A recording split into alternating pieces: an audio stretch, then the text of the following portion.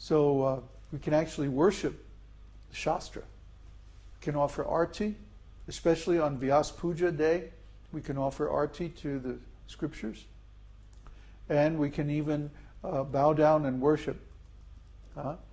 Just like when we begin, there's a nice shloka that we used to use when we begin Srimad Bhagavatam class. Narayanam namaskritya narang chaiva narotanam. You know that shloka? It's obeisances to Vyasadeva.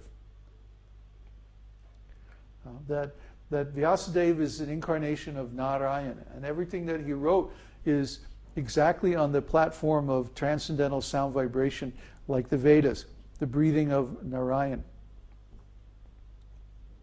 It's in the first canto. I forget the rest of the shloka. But anyway, we can look it up. Do you want to look it up on the Veda base?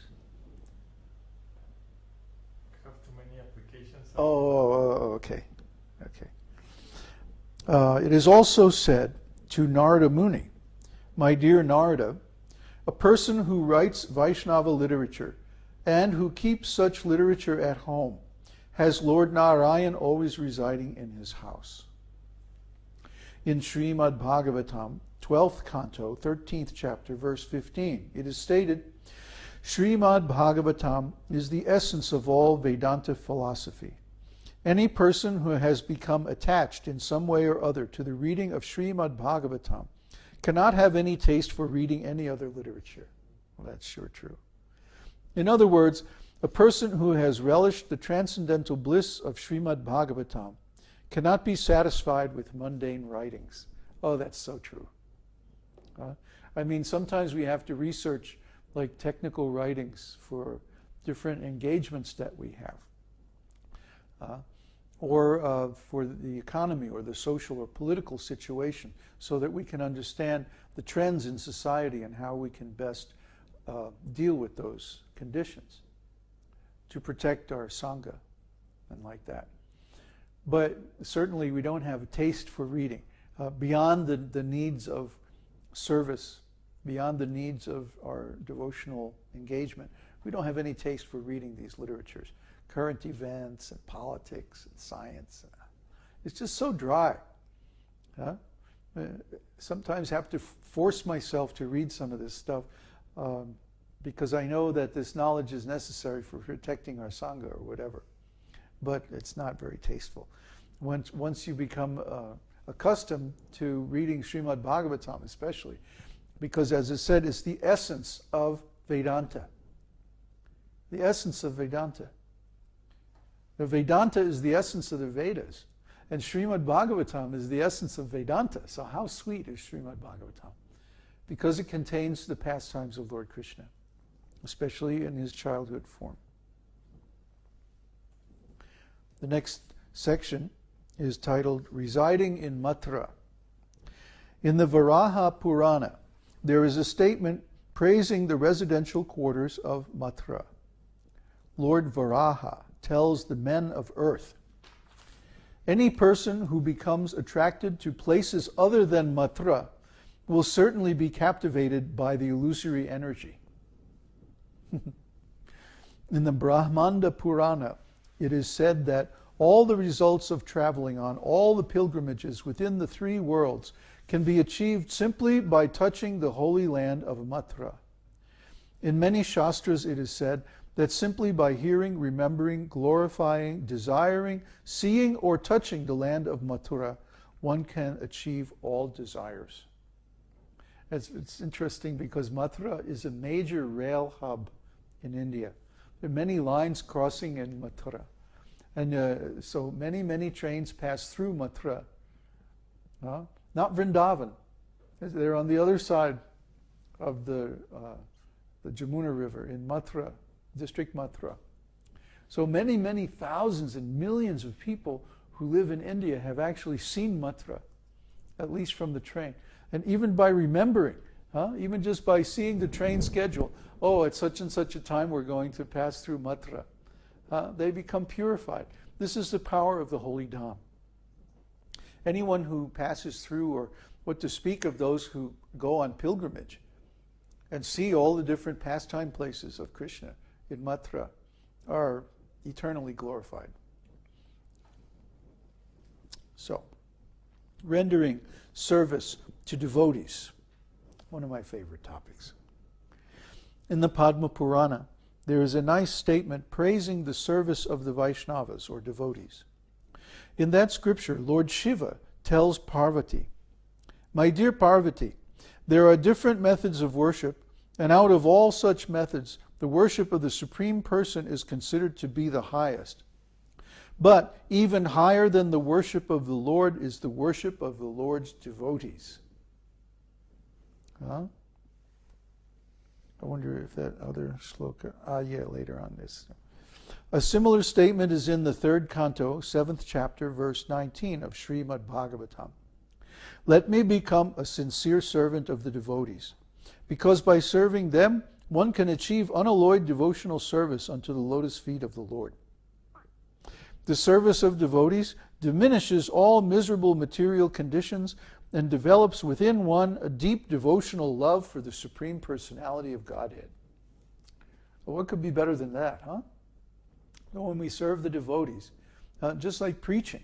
Preaching is actually serving the devotees by explaining the secrets of the esoteric teaching.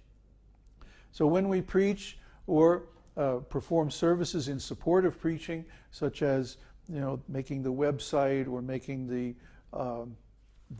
webcasting, arranging all that stuff, fixing up the altar and the temple room so that it's very nice so the devotees can come and worship and chant there, cooking, cleaning, doing all these things around the ashram, doing laundry, making a garden, fixing the old truck. Everything that we do in support of the devotees' devotional service is service to the devotees. And it gives these wonderful results as explained in here. In the Skanda Purana, there is a similar statement. Persons whose bodies are marked with tilak, symbolizing the conch shell, wheel, club, and lotus, and who keep the leaves of tulsi on their heads and whose bodies are always decorated with gopi chandan, even seen once, can help the seer be relieved from all sinful activities. And this is so wonderful. I want to praise this service to the devotees with 3 mouths, or 5 maybe. Would you go for 7? Really, I want to say so much. I can't get it all out through my mouth. It's so wonderful, this service to the devotees. This is my constant engagement when I'm not playing with my lion. I'm serving the devotees, trying to enthuse them in devotional service, trying to instruct them in the secrets of spiritual life, trying to clear up for them any misunderstandings or any problems they may have, trying to give them the tools to perform devotional service. This is my life. This is my soul. This is what I do here. And a similar statement is found in the 1st canto, 19th chapter, verse 33 of Srimad Bhagavatam. There is no doubt about one's becoming freed from all reactions to sinful activities after visiting a devotee or touching his lotus feet or giving him a sitting place. Even by remembering the activities of such a Vaishnava, one becomes purified along with one's whole family. And what then can be said of rendering direct service to him? See how wonderful this service to the devotees is? It's really, really powerful. And in the Adi Purana, here's my favorite, there is the following statement by Lord Krishna himself addressed to Arjuna.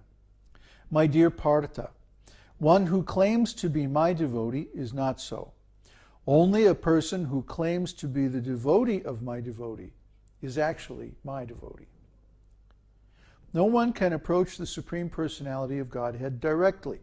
One must approach him through his pure devotees. Therefore, in the system of Vaishnava activities, the first duty is to accept a devotee as spiritual master and then to render service unto him. So clear, huh? Yeah, so nice.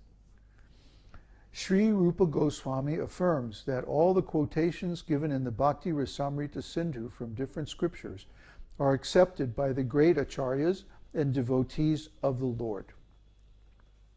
Yes, we accept them because they're coming from Krishna.